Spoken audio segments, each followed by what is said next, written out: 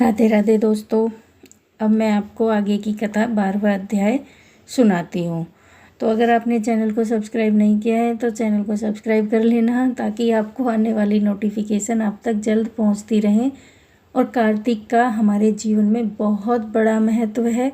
आप यकीन करके जानिए कि आप केवल कार्तिक के महात्म को सुनने मात्र से ही आप अपनी सारी मनोकामनाओं को पूर्ण कर सकते हैं।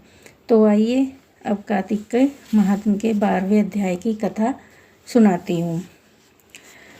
श्री नारद जी ने कहा, तब जलंधर को अपनी खोज में आते देखकर इंद्र आदि देवता भय कंपित होकर वहाँ से भी भाग निकले। भागकर वह बैकुंठ में भगवान विष्णु के पास पहुँचे। फिर देवताओं ने अपनी रक्षा के लिए उनकी स्तुति की। देवताओं की उन दीन वाणी को सुनकर करुणा सागर विष्णु भगवान ने उनसे कहा, देवताओं, तुम भय को त्याग दो। युद्ध में शीघ्र ही उस जलंधर को देखूंगा। ऐसा कहने के साथ ही भगवान गरुड़ पर जा बैठे। तब देवताओं सहित उन्हें युद्ध की क्षेत्र की ओर प्रयाण करते देख समुद्र तन्या लक्ष्मी के नेत्रों में जल भर आया और उन्होंने कहा, हे नाथ, यदि मैं सर्वदा आपकी प्रिय हूँ, भक्त हूँ, मेरा भाई आप द्वारा युद्ध में कैसे मारा जाना चाहिए।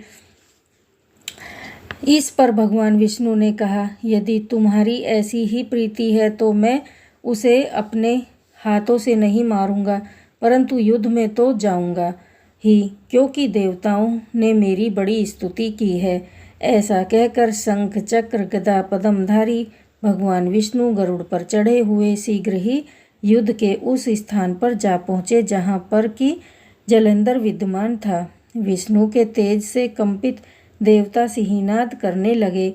फिर तो अरुण के अनुज गरुड़ के पंखों की प्रबलता वायु से पीड़ित हो दैत्य इस प्रकार घूमने लगे जैसे आंधी से बादल आकाश में घूमते हैं।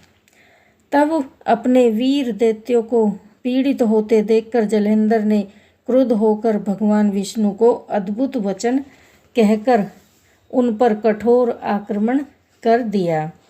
आगे की कथा सुनने के लिए 13वां अध्याय सुनना बहुत ज़रूरी है और आगे ज़रूर सुनना, तभी आपको कथा पूरी समझ में आएगी।